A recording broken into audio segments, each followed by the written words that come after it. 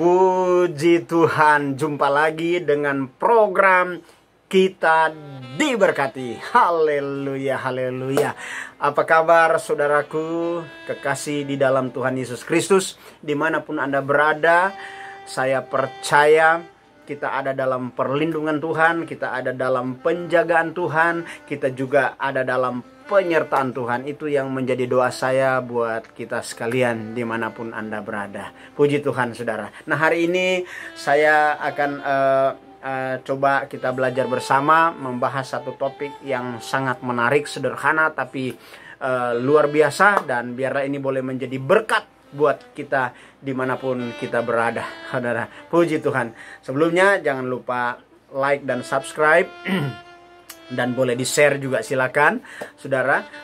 Tujuannya hanya untuk lebih luas pelayanan di YouTube, karena jujur aja baru kurang lebih 1 bulan ini saya coba membuka satu pelayanan lewat YouTube, dan biarlah ini boleh menjadi berkat untuk kemuliaan Tuhan dimanapun kita berada. Puji Tuhan. Nah, satu topik yang menarik yang saya sebut tadi, saudara, kita akan belajar dari kebenaran ini, dan biarlah kebenaran ini boleh memerdekakan setiap kita.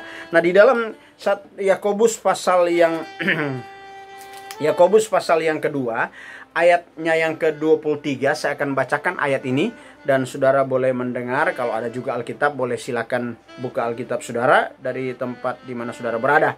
Ya, firman Tuhan berkata, Yakobus pasal 2 ayat 23, dengan jalan demikian genaplah nats yang mengatakan, lalu percayalah Abraham kepada Allah, maka Allah memperhitungkan hal itu kepadanya sebagai kebenaran. Karena itu Abraham disebut sahabat Allah. Saudara, sebenarnya apa sih yang dilakukan Abraham sehingga Allah memperhitungkan itu kepadanya sebagai kebenaran? Dan kemudian karena itu Abraham disebut sahabat Allah. Saudara, berarti ada hal yang luar biasa yang Abraham lakukan, ya, sehingga Allah memperhitungkan itu sebagai kebenaran kepadanya, saudara. Nah, saudara yang saya kasih dalam Tuhan, saya coba mempelajari, ya, ada beberapa dasar.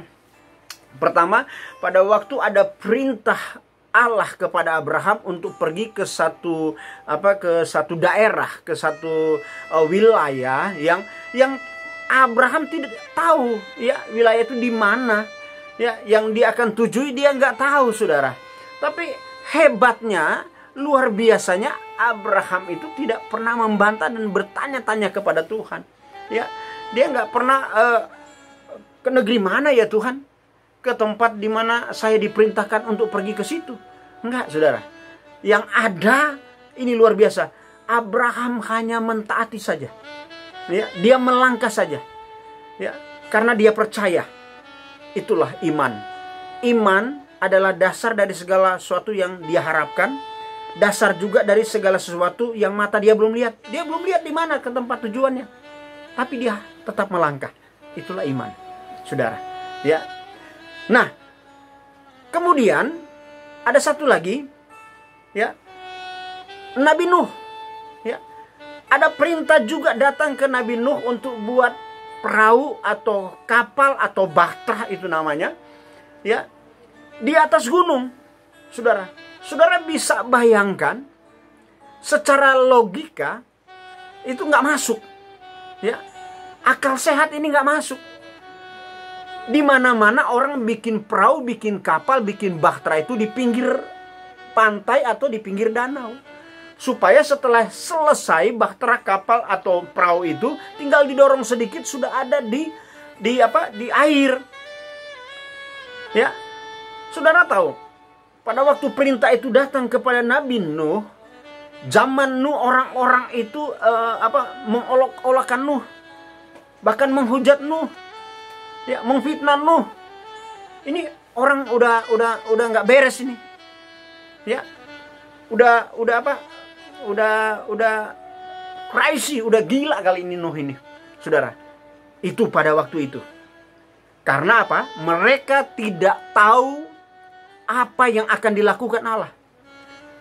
Tapi Nabi Nuh, walaupun dia belum tahu, tapi karena dia terkenal orang yang dekat dengan Tuhan, bergaul karib dengan Tuhan, yang ada kepekaannya saja untuk mentaati.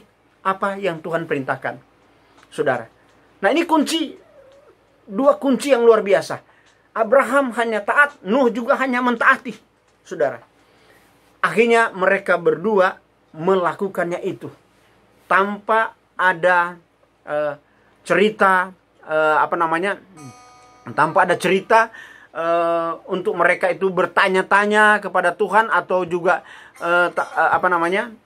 mempertanyakan kepada Tuhan. Enggak. Ya. Iman itu adalah dasar dari segala sesuatu yang mereka harapkan. Dan iman juga itu adalah bukti dari segala sesuatu yang mereka belum lihat. Itu bukti, saudara. Ya, dan mereka tetap kerjakan perintah Tuhan dengan ketaatan dan kepatuhan mereka kepada Tuhan. Dan akhirnya, saudara, kejadian benar. Ya, peristiwa Abraham setelah sampai di tujuan, maka di tempat itu saya pendek cerita, ya, terjadi perkelahian antara gembala Abraham dan gembala Lot, karena Lot juga ikut serta pada waktu itu, keponakannya, ya, saudaranya, saudara dekatnya. Ya. Dan akhirnya Abraham harus mendatangi Lot dan berkata kepada Lot, jangan ada perkelahian di antara kita dan antara gembalamu dan antara gembalaku. Jadi sekarang kamu aja yang duluan mau pilih, kamu mau ke kiri atau kamu mau ke kanan. Ya, ini sangat luas berkat Tuhan ini. Silakan kamu pilih. Kamu mau pilih lembah Yordan yang penuh dengan kesuburan, atau kamu mau pilih ke kanan, ya, silakan. Saya hanya mengikuti saja. Kalau kamu ke kiri, saya ke kanan. Kalau kamu ke kanan, saya ke kiri. Jadi dia orang yang rendah hati, dia mengutamakan Lot, keponakannya itu. Dan saudara, akhirnya Lot memilih untuk di lembah Yordan. Mata Lot itu melihat dengan secara jasmani, lembah Yordan ini adalah tanah yang subur dan berkat-berkat di sana luar biasa. Makanya Lot memilih ke sana. Dan akhirnya Abraham dia memilih ke kanan. Lot ke kiri, dia ke kanan. Puji Tuhan. Dan akhirnya di mana tempat Abraham itu mungkin tempat yang tandus, tidak subur seperti yang Lot lihat, tapi lihat, bersama dengan Tuhan, yang tandus pun bisa dijadikan subur oleh Tuhan. Itulah keyakinan, itulah iman, saudara. Nah, imannya Abraham bukan sembarangan iman. Itu penting. Kenapa saya bilang begitu? Karena kalau cuma asal beriman saja, ya, tidak disertai dengan perbuatan atau tindakan, Tuhan nggak akan mungkin ngomong di ayat yang kita baca tadi, Allah memperhitungkan itu sebagai kebenaran kepadanya. Enggak, saudara. Ya, jadi iman Abraham itu diuji juga. Ya, diuji lewat apa? Allah meminta anaknya untuk dipersembahkan, saudara. Ya, di atas mezbah. Dan Abraham hanya mentaati saja, saudara. Ya, ini anak satu-satunya. Ini bukan main. Iman menuntut resiko. Ya, tapi tetap dia kerjakan. Karena dia percaya Allah sudah mengerjakan banyak hal sebelumnya. Allah juga akan mengerjakan hal yang sama yang luar biasa juga. Di saat kala dia akan mempersembahkan anaknya, mata kembali belum melihat apa yang akan dibuat Allah, tapi hanya keyakinan. Nah, keyakinan disertai dengan perbuatan ini penting, menjadi catatan buat kita. Jangan kita hanya berkuar-kuar, kita orang percaya beriman, tapi buktikan perbuatan itu. Karena Abraham membuktikan, Lot juga membuktikan perbuatan-perbuatannya. Dan akhirnya Tuhan memperhitungkan sebagai kebenaran itu kepadanya. Nah, saudara yang saya kasih dalam Tuhan, saya juga percaya, saudara, dan saya merindukan hal itu biar boleh terjadi di dalam kehidupan kita. Ya. Nah, saudara yang saya kasih dalam Tuhan, dan Abraham juga disebut sahabat Allah. Waduh, ini luar biasa, saudara. Ya. Dan saya catat, saudara, untuk menjadi sahabat itu nggak mudah. Ya. Untuk menjadi sahabat itu dasarnya itu ada beberapa poin yang saya catat. Yang pertama, dasar untuk menjadi dalam persahabatan itu harus ada kasih. Kita tahu pada mulanya Allah menjadikan langit, bumi, laut dan segala isinya. Kejadian 1 ayat 1. Kemudian Injil Yohanes 1 ayat 1, pada mulanya firman. Firman itu bersama-sama dengan Allah, dan firman itu adalah Allah itu sendiri. Dan Injil Yohanes mengatakan Allah itu adalah kasih adanya. Jadi dasar dalam persahabatan itu harus dasar kasih. Ada kasih yang harus dipraktekkan, yang harus dinyatakan, saudara. Itu yang pertama. Dan yang kedua, dalam persahabatan harus ada kejujuran. Jangan ada dusta di antara kita. Amin. Jangan ada yang disembunyikan dengan sahabat kita. Ya, Allah tidak pernah menyembunyikan sesuatu dalam kehidupan kita. Kita juga harus open di hadapan Allah. Ya, tanpa juga kita open, Tuhan Maha tahu. Dia tahu apa yang terjadi di dalam kehidupan kita. Maka dari itu Tuhan tetap meminta tindakan iman itu adalah kita harus ungkapkan itu. Kita harus nyatakan itu.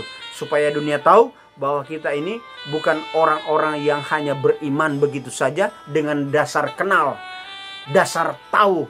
Tetapi benar-benar kita punya keyakinan, kita punya iman, kita punya kepercayaan kepada Allah itu harus dibuktikan dengan tindakan. Harus dibuktikan dengan perbuatan-perbuatan kita. Makanya Abraham tidak hanya dibenarkan hanya karena iman, tetapi karena perbuatan-perbuatannya. Sehingga Allah memperhitungkan itu kepadanya sebagai kebenaran. Nah, saudara yang saya kasih dalam Tuhan. Nah, dalam persahabatan yang ketiga ada kemauan baik. Ya, jadi kerinduan kita, kemauan kita itu harus diperlihatkan. Ya, tentu adanya kebaikan, saudara. Jangan ada kemauan-kemauan yang nggak beres, saudara, dalam hidup ini. Harus ada tindakan kebaikan-kebaikan yang harus kita lakukan di dalam kehidupan kita, dengan sahabat kita, dengan teman dekat kita, dengan siapapun, saudara. Itulah hubungan yang namanya persahabatan. Dan yang keempat, dalam persahabatan itu ada saling memberi. Ya, saling memberi masukan, saling mendoakan, saling melakukan hal yang dimana supaya hidup kita itu boleh menjadi berkat. Ya kan, saling memberi. Hidup ini adalah kesempatan. Hidup ini untuk melayani Tuhan. Jangan sia-siakan apa yang Tuhan beri. Hidup ini harus jadi berkat. Harus jadi berkat. Ya, dalam persahabatan itu ada saling memberi. Saudara, saling mengisi, saling menasehati, dan sebagainya, dan sebagainya. Itulah kunci hidup dalam persahabatan. Dan yang terakhir, dalam persahabatan ada ada saling menolong satu dengan yang lain. Ya, kita harus tolong menolong satu dengan yang lain, karena firman Tuhan berkata Galatia 6 ayat 2, bertolong-tolonglah kamu menanggung bebanmu, demikianlah kamu memenuhi hukum Kristus, bukan hukum Indonesia. Nah, jadi saudara yang saya kasih dalam Tuhan, dalam persahabatan ada 5 dasar, dan ini yang dilakukan oleh Abraham, sehingga Allah memperhitungkan itu kepadanya sebagai kebenaran. Dan apa Alkitab bilang? Ya, hal itu kepadanya, karena itu Abraham disebut juga sahabat Allah. Jadi dalam persahabatan itu letakkan 5 dasar tadi, yaitu dalam persahabatan ada kasih, dalam persahabatan ada kejujuran, dalam persahabatan ada saling memberi, dan dalam persahabatan ada saling menolong satu dengan yang lain. Dan saya percaya kebenaran ini boleh menjadi berkat buat kita sekalian dimanapun kita berada.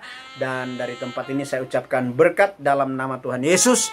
Saya juga berdoa buat saudara, terutama mereka yang sedang mengalami sakit, ya, mungkin ada di rumah masing-masing atau di rumah sakit, atau yang sudah terdampak COVID. Dari tempat ini saya ucapkan berkat dalam nama Tuhan Yesus Kristus. Oleh bilur darah Yesus segala penyakit dilenyapkan, dicabut, diangkat dari kehidupan kami. Karena tubuh, jiwa, roh kami bukan milik dunia, bukan milik penyakit, bukan milik setan, tetapi sudah menjadi milik Allah. Karena sudah ditebus dengan harga yang sudah lunas, dibayar di kayu salib. Melalui pengorbanan Kristus, darah sudah tertumpah, tubuh sudah tercabik-cabik, yang di dalamnya ada kuasa. Oleh bilur Yesus segala penyakit sudah disembuhkan. Dalam nama Yesus Kristus. Haleluya. Terima kasih Bapak. Dan hamba berdoa juga secara khusus untuk mereka yang berbeban berat, berikan kelegaan. Yang berdosa Tuhan ampuni, yang susah Tuhan hiburkan, yang lemah Tuhan kuatkan, sehingga semuanya mereka berjalan seturut dengan apa yang Tuhan mau dan bukan apa yang mereka mau. Terima kasih Bapak dalam surga. Terima kasih. Dalam nama Tuhan Yesus Kristus, hamba sudah berdoa dan mengucap syukur juga atas kebenaran firman Tuhan. Apa yang Tuhan taruh di hati hamba sudah hamba sampaikan, dan biarlah ini boleh menjadi berkat buat kita sekalian dimanapun ada. Puji Tuhan, puji Tuhan. Tuhan memberkati kita sekalian dimanapun Anda berada. Shalom. Kita akan jumpa dalam program Kita Diberkati di kemudian hari. Haleluya, haleluya. Amin.